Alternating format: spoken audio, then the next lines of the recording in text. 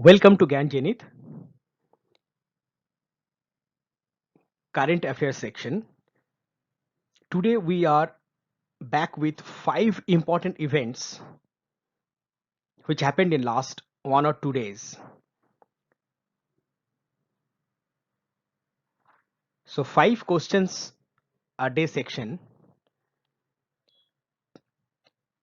Before we move to all these events, please like, subscribe and comment in our YouTube channel. We're also on Facebook and the name Gyan Zenith and on the Instagram as Gyan_Zenith. So which are the 5 important events we are going to discuss? First is the Human Capital Index of World Bank. Second, which is the top brand of India? Third, regarding INS Virat. Fourth, what is the changes in the FDI in defense sector? Fifth, about the recent amendment by Government of India in Public Procurement Order 2017. Let us move to the first question. In World Bank's Human Capital Index, India ranks 90th, 101, 24, 116. Right option is 116. Let's see what is there in the info box. India got this rank out of 174 countries. Last year, India's rank was 15 out of 157 countries. Which are the top ranked countries? Singapore ranked first and Hong Kong ranked second in the HCI 2020 list. This index benchmarks key components of human capital across countries. It was first published in October 2018. What does it measure? The amount of human capital that a child born today can expect to attain by age 18, given the risk of poor health and poor education that prevail in the country where she lives. 2020 HCI includes 98% of the world's population. It provides a pre-pandemic baseline on the health and education of children. It has been observed that the biggest improvement made in low-income countries. But despite all this progress, in an average country, relative to education and health standards, a child can expect to achieve only 56% of its potential human development potential. Last year, India raised serious reservations regarding this HCI.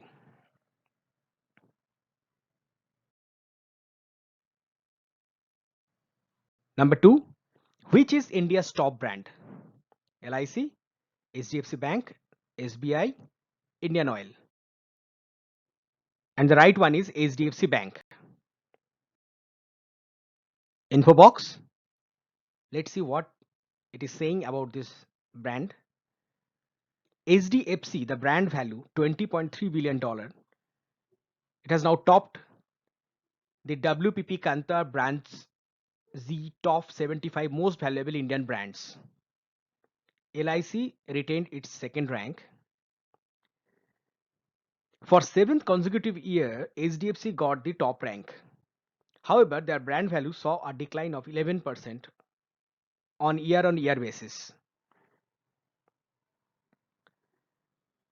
So which are the rest 8 most valuable Indian brands? In the rank wise, TCS, Airtel, Asian Paints, Kotak Mahindra Bank, Jio, Flipkart, Paytm, SBI. Total value of all these top 75 most valuable Indian brands is worth to around $216 billion, which is a decline of 6% over 2019, mainly due to slowdown in the brand value of companies in the banking and auto sectors. It can be observed that the BFSI brands dominated the top 10 ranking.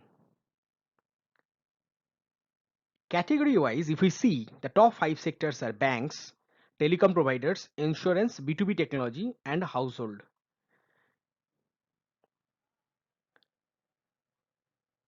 Telecom sector was fourth biggest sector in the year 2019. This year they got the second.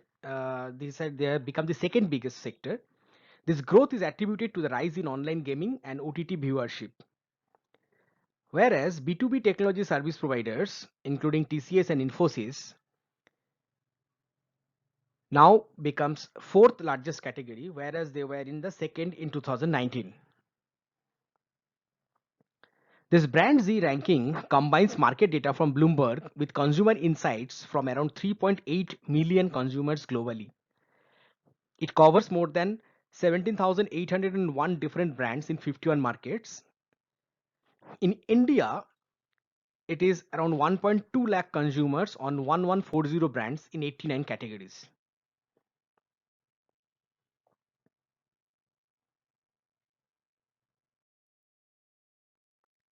Let's see the third one. Recently, a ship of Indian Navy set sail for last time before being dismantled. INS Virat, INS Vikrant, INS Arihant, INS Bishal. And right option is INS Virat. What is this story about INS Virat? This INS Virat is the Indian Navy's aircraft carrier. It was now been decommissioned. It has been kept at the naval dockyard post its decommissioning back in March 2017. Earlier, it was in the Royal Navy of the UK as HMS Hermes and served for 27 years. Later, it was inducted in Indian Navy in 1987 and it served Indian Navy for 30 years. So now this is one of the oldest serving warships with total operational service of 57 years. It played very important roles in many military operations like Operation Vijay, Operation Jupiter and Operation Parakram. Virat was at sea for over 2250 days and covered a distance of 5.9 lakh nautical miles.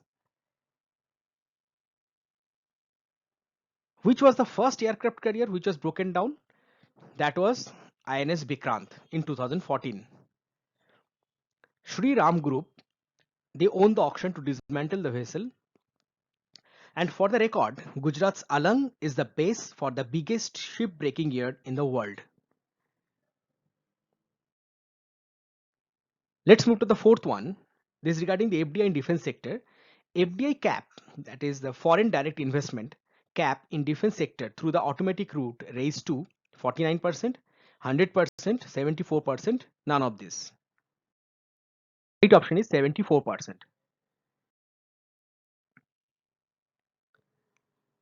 This move is actually trying to boost the foreign direct investment in the defense sector. India is importing around 70% of its military hardware. In 2018, government had raised the FDI cap in the defense sector up to 49% under the automatic route. If it is more than 75%, then it needs prior permission.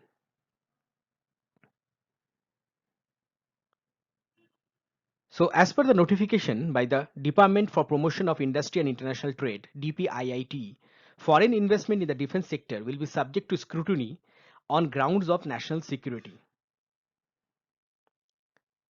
According to the DPIIT data, Indian defense industries during the period April 2000 to March 2020, that is for the last 20 years, have received FDI equity inflows of USD 9.52 million, that is 56.88 crore.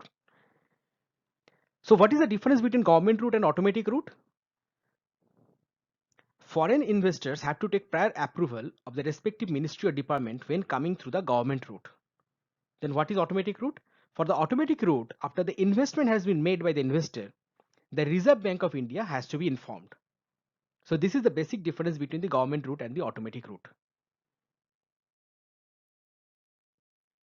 The last question, in a bid to promote Make in India and curtail investments from adversarial neighboring countries, Government of India has amended Public Procurement Order 2017, National Contract Order 2018, Foreign Investment Order 2019, none of this.